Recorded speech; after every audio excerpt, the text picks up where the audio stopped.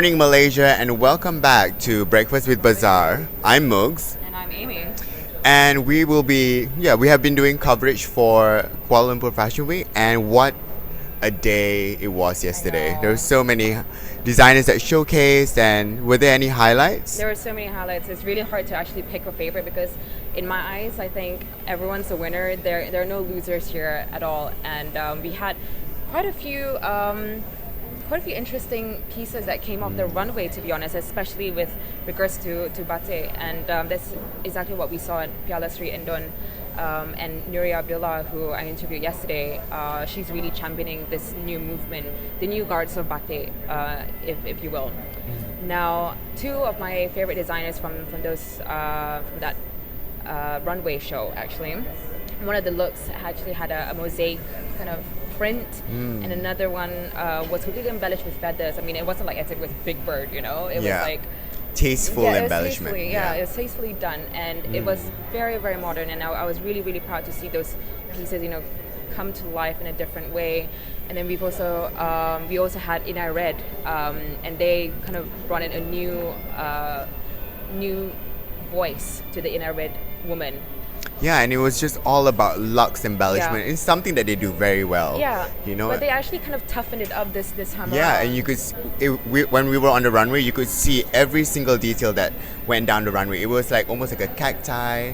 Yeah, like succulents, kind of like adorned on a jacket or a lapel. And I don't know if you saw yesterday, I interviewed the ladies from In I Red, Isdrin, Julie, and Erin as well. And so it was quite interesting to see how they evolved the brand into something that's very, very new and completely unexpected from them. It's a tougher woman, I want to say, of the In I Red woman. And also we had Yusuf Yeah, Akbar we had Yusuf. that closed off the show Yeah, for the night. that was at 9 p.m. last night as well, and he actually showed his Resort 18 collection.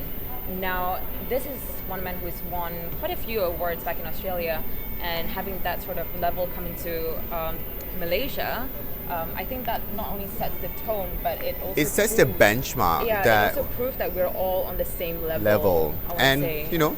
where we can proceed to, and it's like a benchmark where for like upcoming designers to figure out, like what do I have to do to be international. Yeah. And we're getting there. I feel Yeah. like we're getting there, and Yeah. we've only gone through day one. Yeah. We've got 80 more designers to go, so Yeah. calm down, Yeah, we guys. just gotta calm ourselves down because Yeah. Luke and I have got a lot more in store for the next coming days. You've got a few more workshops coming up. Yeah, I've got my What's the Tea workshop as usual, and then we also have Malaysian designer Justin Chu, who will be doing his workshop on oversized and monochromatic moments. Yeah. That's us to But today we're like green. Yeah, we're like going green today. We're going green. Speaking of going green, Kasha, Yeah, who is the yeah, designer sorry. from India, an advocate of sustainable fashion, will be presenting her colorful textures of India. So I'm like green, like going green is trending, obviously. We did not do this. We did not do this It was intentionally. completely We're just unintentional. really polite Yeah. in terms of like, Like democratic. making sure democratic in terms of what we wear. No, but it really is. It's a new. Well, it's not a new movement, but it's something that's we're really pushing forward in the fashion community. We saw this at Couture last year, actually at Chanel. Karl Lagerfeld did a collection that was completely made out of wooden chips. So that was very interesting, and of course, other high street brands, especially H&M, they've been pushing this sustainable, Like conscious. conscious luxe, conscious fashion, Yeah. because we really need to move in that direction. So I'm glad that we're having it here in Malaysia, even more so in Pavilion. Yeah, and it is something that we need to talk about and discuss. And by doing shows that uses sustainable like fabrics and stuff, it creates a dialogue, Yeah. and it's something that the conversations need to start within the industry, and what a platform it is. Yeah. On top of that, the biggest highlight for today would be one of our homegrown luxury label, Yeah, of Farah course. Khan. Of course. Who She doesn't will know be Farah Khan? Farah Khan, the queen of Malaysian embellishment, right? So she will be Farah Khan will be celebrating their 10th 10 year. anniversary. So it is a momentous moment for them. So she's come a long way. Yeah, I mean, And- this is the woman that we're talking about women who has shown in London. She has boutiques all over the world.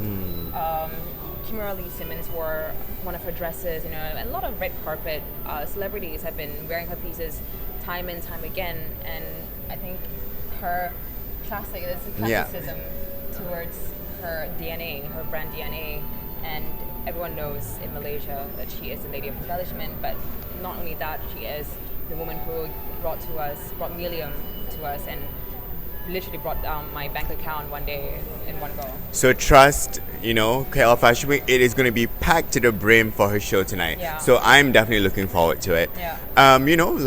We've actually got to run to a runway show now. So stay tuned tomorrow at the same time, guys. Follow us on Instagram, Facebook for live coverage of Kuala Lumpur Fashion Week. So we'll see you on the runway. From over AM and to PM. over and out. Bye.